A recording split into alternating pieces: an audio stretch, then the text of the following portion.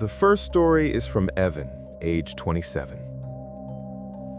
I'm 27 years old now, but this happened when I was 23, and even now I still don't use dating apps the same way. I didn't think of myself as naive back then. I worked a normal job, paid my rent, had friends. I just hadn't dated anyone seriously in a while. So when I downloaded a dating app late one night out of boredom, I didn't think it would change my life. Her name was Lena. Her profile looked normal, too normal, honestly. Not influencer perfect, not overly sexual, just a few photos. Her smiling in a car, sitting on a couch with a messy bun, one mirror selfie. Her bio said she liked late-night drives and horror podcasts. That alone was enough to make me swipe right. She matched with me within minutes. Our conversations didn't feel forced. She typed like a real person. Short messages, occasional typos, sometimes taking a while to reply. We talked about work, music, random childhood stuff. She asked questions about me, and she remembered things I told her. After a week, we were messaging every day. She said she lived about 40 minutes away. That didn't seem suspicious. We talked on the phone once, briefly. Her voice was soft, a little nervous. She laughed quietly. Nothing about her set off alarms. About 3 weeks in, things shifted. She started asking oddly specific questions. What time I usually got home from work, whether I lived alone, if my building had cameras. I laughed some of it off, thinking she was just making conversation. When I joked that it sounded like she was planning a heist, she didn't laugh back. She just said, "I like to know things." Then one night, she sent me a photo. It was a picture of my apartment building, taken from across the street. I stared at my phone for a long time before replying. I told myself there was a logical explanation. Maybe she was nearby. Maybe it was a coincidence. I asked where she got it. She replied, "I told you I like late-night drives." I should have blocked her right then. Instead, I asked why she didn't tell me she was coming by. She said she wanted to see where I lived before meeting me, to make sure I was real. That word stuck with me. After that, I noticed things. My trash can lid was sometimes open when I hadn't used it. The welcome mat outside my door shifted slightly between nights. Once I found a cigarette butt near my door. I don't smoke. I asked Lena directly if she'd been near my place again. She denied it immediately. Then she followed up by describing the inside of my apartment. The chipped paint near the bathroom door, the stack of unopened mail on my counter, the way my bedroom window didn't lock properly. I didn't sleep that night. The next day, I tried to end things politely. I told her I wasn't ready for a relationship. She didn't get angry. She just said, "That's okay. I already feel close to you." That night, I woke up to the sound of my door handle turning. It didn't open, but it moved, slowly, carefully. I didn't breathe. I didn't move. After a minute, it stopped. The next morning, I checked my phone. I had one message from Lena, sent at 3:12 a.m. "I was hoping you'd invite me in." I moved out 2 weeks later. I changed my number. I deleted every app. I never saw her again. But sometimes, when I'm driving late at night, I swear I see her car behind me. Same headlights, same distance, never getting closer, never falling back.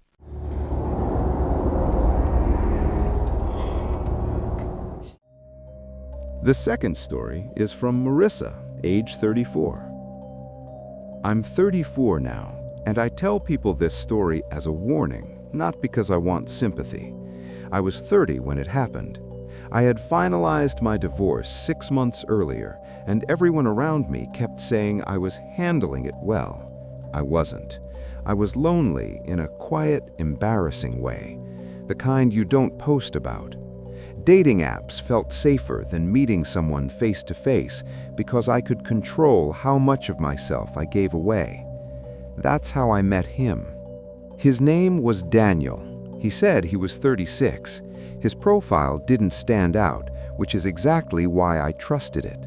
No flashy photos, no gym selfies, just dimly lit pictures of him sitting on a couch, standing in a kitchen, One photo of him next to a teenage girl at what looked like a bowling alley. He said it was his daughter. He worked in logistics, liked cooking, hated small talk. He seemed tired in a way I recognized. We talked every night.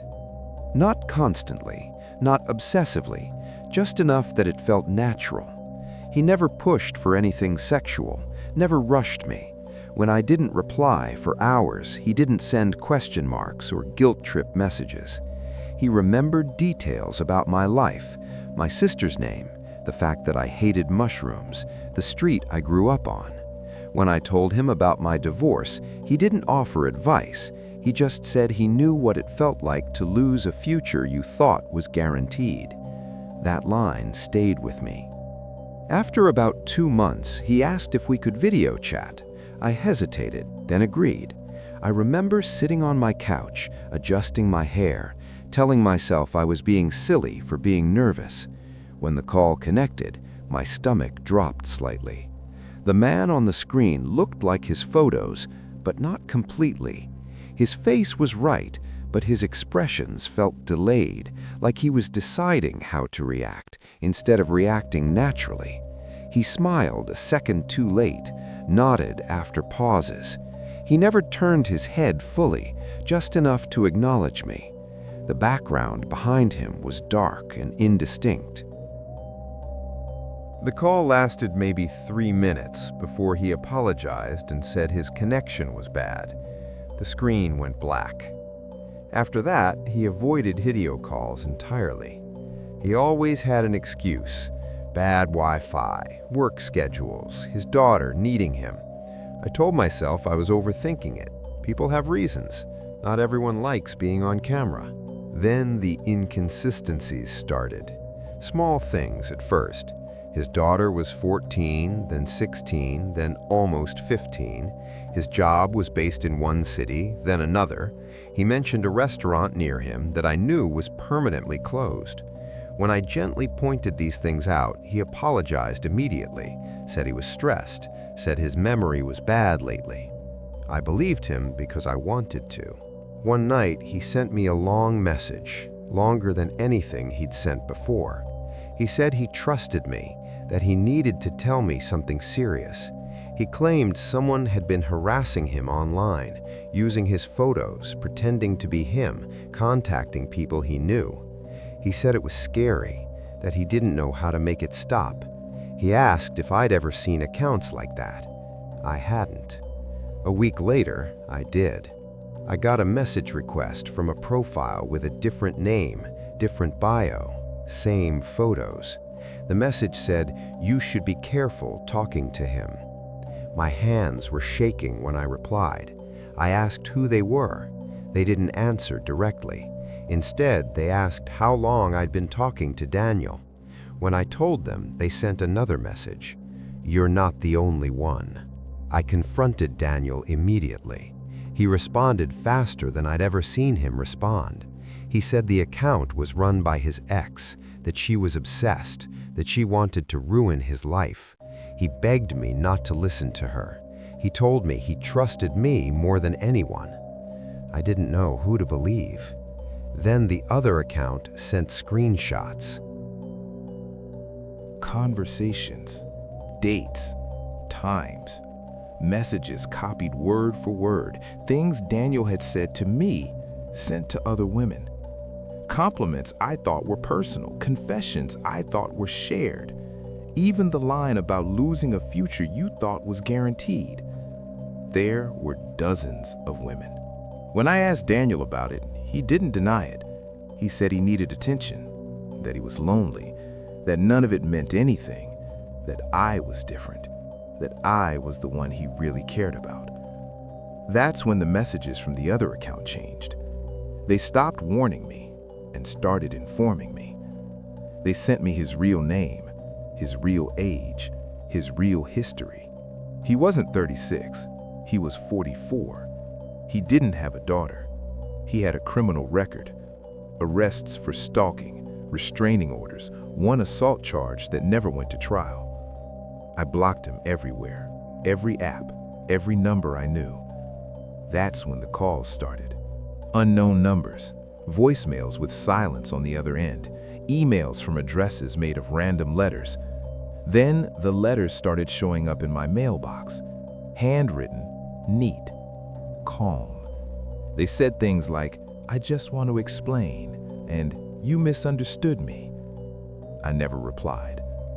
One night, I came home from work and my front door was unlocked. I know I locked it.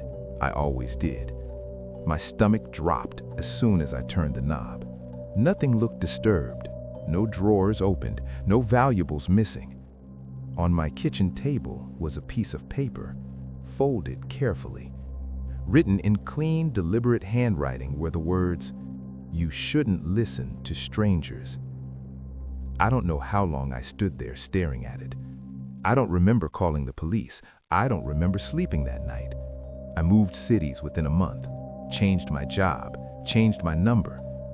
I still don't know which account was really him, or if both were. Sometimes I wonder if the second account was just another version of him, watching to see which choice I'd make. I don't use dating apps anymore. And even now, years later, when I check my mail, I still read every envelope before I open my door.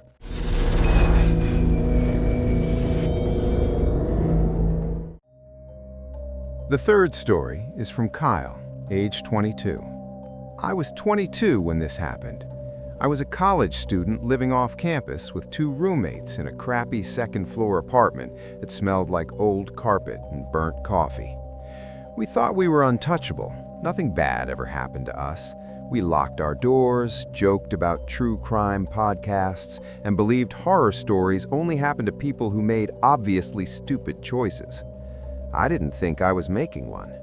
I matched with someone named Ash late one night while half watching YouTube videos. Their profile didn't specify a gender. The photos were strange but artistic. Street lights at night, a foggy park bench, a shadow reflected in a window, and one blurry image of a face half covered by dark hair. It didn't feel fake. It felt intentional, like someone who didn't want to be fully seen yet. That made it feel safe. Ash messaged first. No pickup line, just a question. What keeps you awake at night? It wasn't flirty, it wasn't weird, it was heavy. But I answered. I told them about stress, school, money. They replied with understanding, not advice. Then they asked another question, and another. What scared me? Would I regret it? Would I do if I could disappear without consequences? I told them things I'd never said out loud, not to my roommates, not to my family. Ash listened in a way that felt focused, almost intense.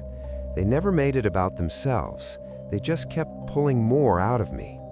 They never sent voice messages, never asked for them either. They said they had anxiety about their voice being recorded. I respected that. It felt honest. After about a month, something shifted. Ash started referencing things from my real life that I hadn't told them.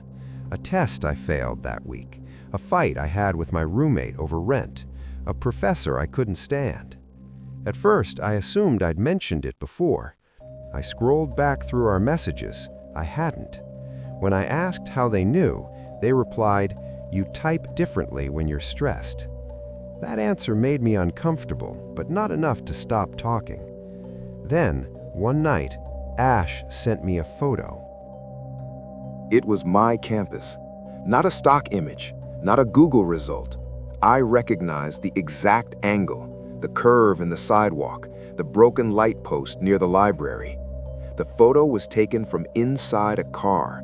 I could see part of the dashboard at the bottom of the frame. I asked where they were. They replied, "Close enough to hear you laugh." I didn't laugh anymore after that.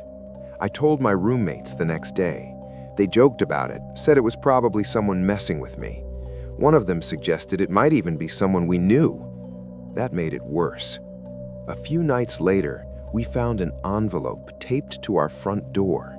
No stamp, no address, just our apartment number written neatly on the front. Inside were printed screenshots of my conversations with Ash. Not all of them, just specific parts, highlighted, annotated in pen, little notes in the margins pointing out things I'd said, things I'd admitted. There was a note inside, too. He belongs online. My roommates stopped laughing after that. We called the police. They took a report. They asked if anything had been stolen, if we'd been threatened directly. When we said no, they told us to be careful and let them know if anything escalated. Ash messaged me that night. You shouldn't have shown them. I asked who they were. They replied, someone who listens better than you think. I blocked them. That lasted less than a day. New account, different name, same writing style, same rhythm, same way of asking questions without question marks. You were never supposed to leave the app. I deleted everything, my account, my messages. I even uninstalled the app entirely. A week later, someone tried to break into our apartment. It was late, around 2 a.m. We heard the door handle moving, slow, careful, like whoever it was didn't want to make noise. We froze in our rooms, texting each other instead of calling out. The door didn't open. In the morning, we saw the damage. Someone had taken a key and carved something into the wood of the door, just below the handle. My username, perfectly spelled. I transferred schools the next semester, different city, different apartment, different routines. I told myself it was over, that it was just a coincidence, that I was safe now. But sometimes when I open a new app, even ones I've never used before, I get a notification. Someone has viewed your profile. The name is always different. The profile photos are always abstract, and the first message always says the same thing. Do you remember me?